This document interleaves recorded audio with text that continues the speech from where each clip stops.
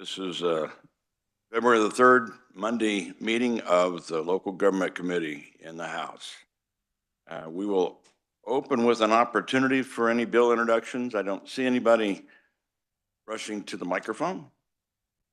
Any introductions? Not seeing any. We will move on to our only other item of business today. And that is a hearing on House Bill 2145.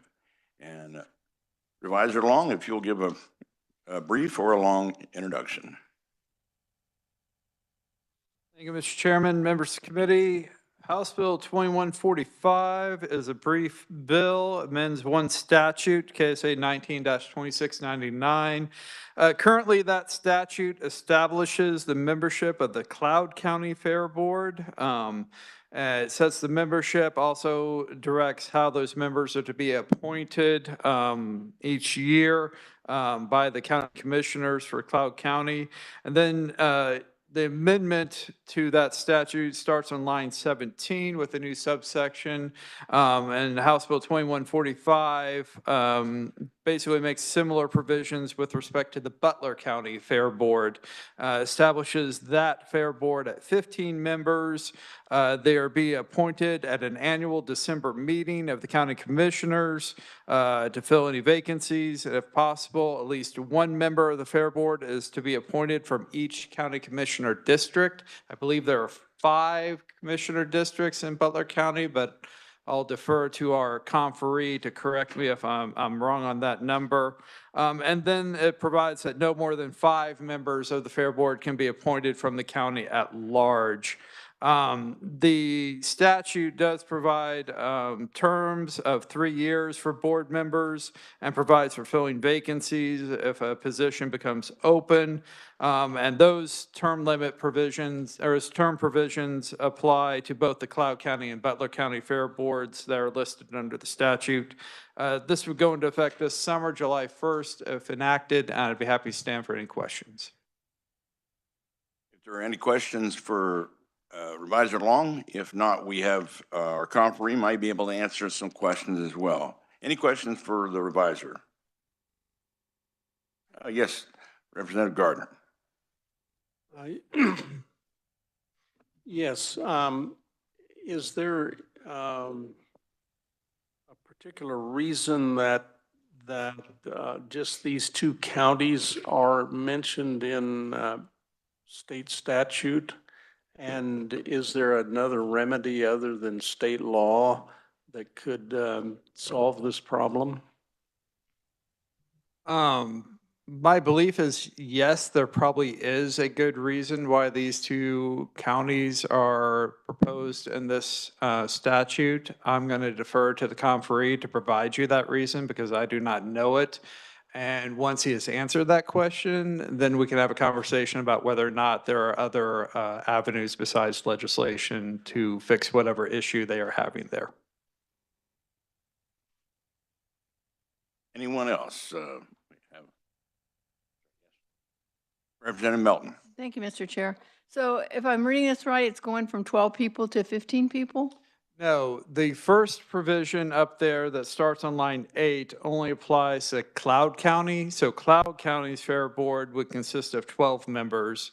A separate provision in the statute starting on line 17 sets the Butler County Fair Board at 15. So they would have different membership, but they're different counties. Anyone else? Questions? Yes, Representative Gardner. Thank you, Mr. Chairman. As I read this, this doesn't spell out how many positions are to be filled each year at the December meeting. Is that left up to the county commissioners, or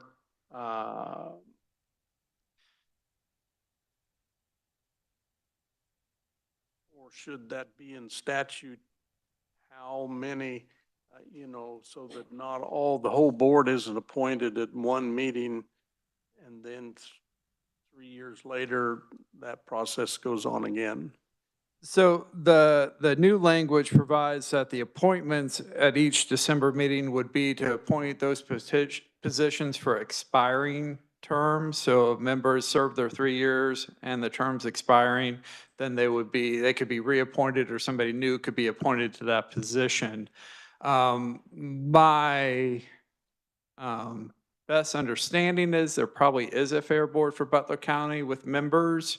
And so this would then take effect in terms of going forward with appointment of members. And so you would end up having staggered terms as most boards do. And so you would only be appointing that portion of the board that were expiring, say for year one, it would be these 6 members would be going off. So you'd be appointing 6 members. The next year it'd be maybe only 4 members with expiring terms. And so each year there would be only those whose terms are expiring for that year. Those are the ones that you would be appointing. Thank you very much. Thank you, Mr. Chairman. Anyone else? Okay. Thank you, Mr. Long.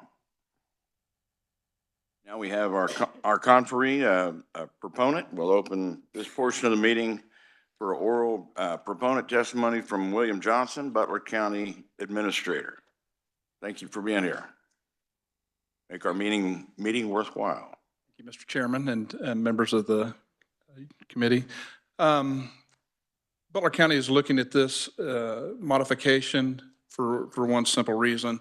The old statute, KSA 2-128, is pretty antiquated. It requires counties in Kansas, when they establish a fair board, to appoint or to have one member selected from each township.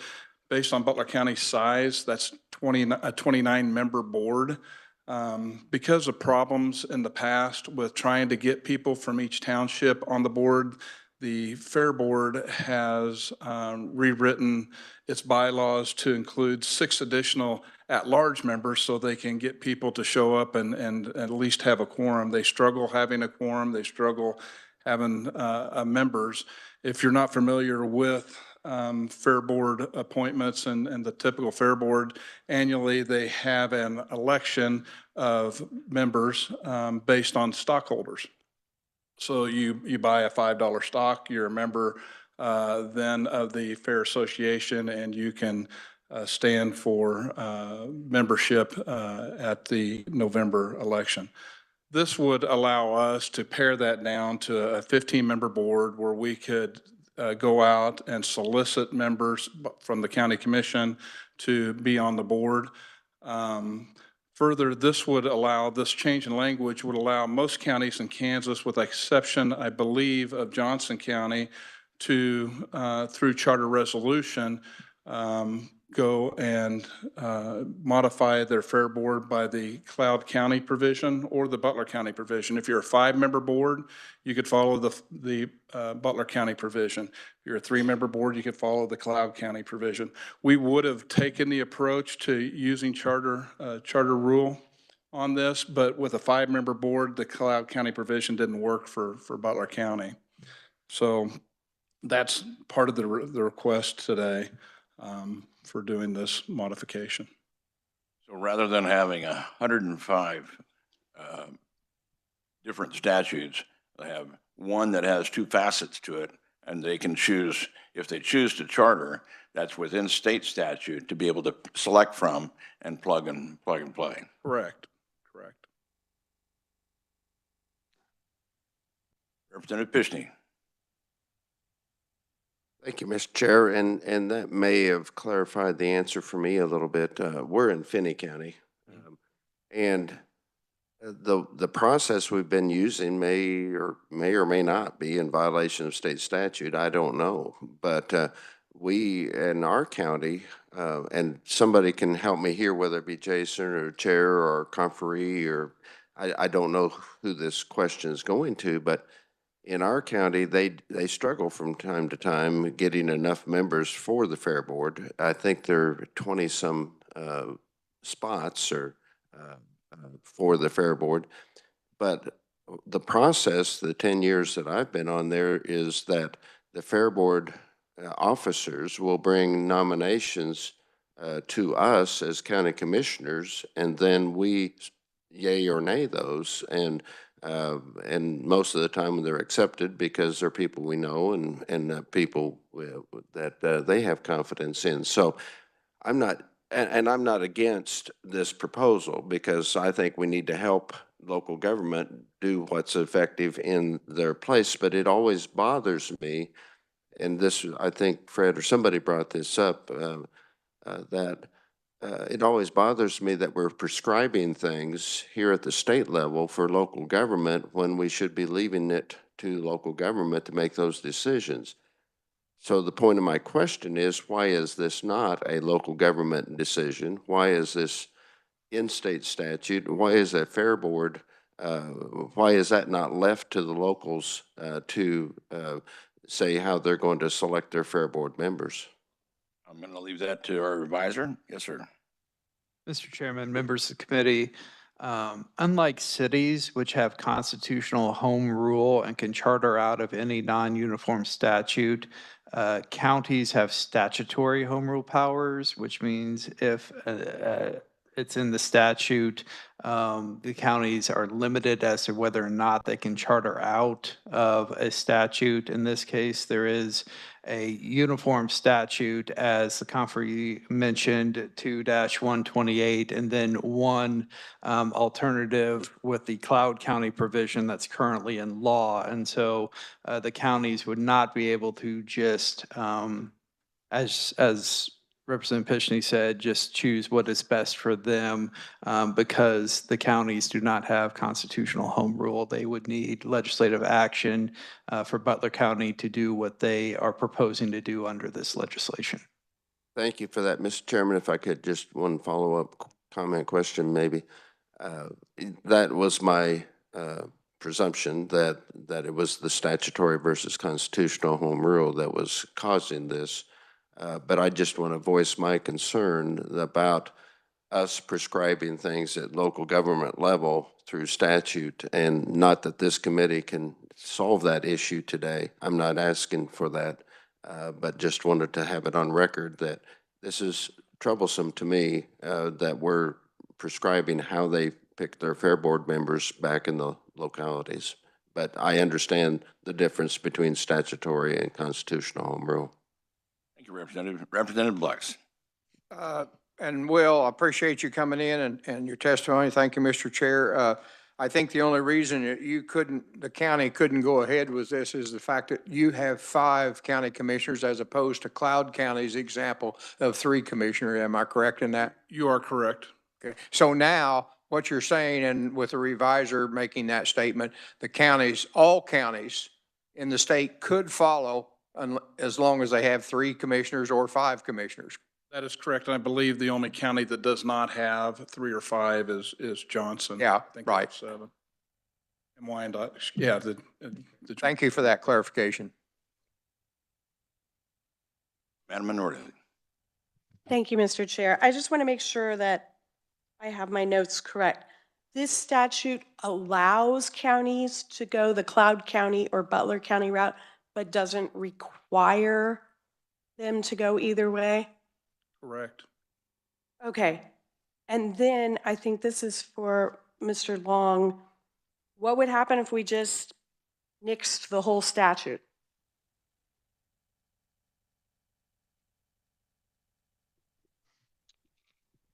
Mr. Chair, members of the committee, by your comment, are you meaning repeal 2-128, the more uniform statute? That could potentially have, a straight repeal could potentially have other ramifications, as it is in a series of statutes concerning fair associations and the fair boards that govern those. So I don't know if repeal would have unintended consequences. Perhaps amending it would be another approach that the committee could take, as opposed to what is proposed under 2145.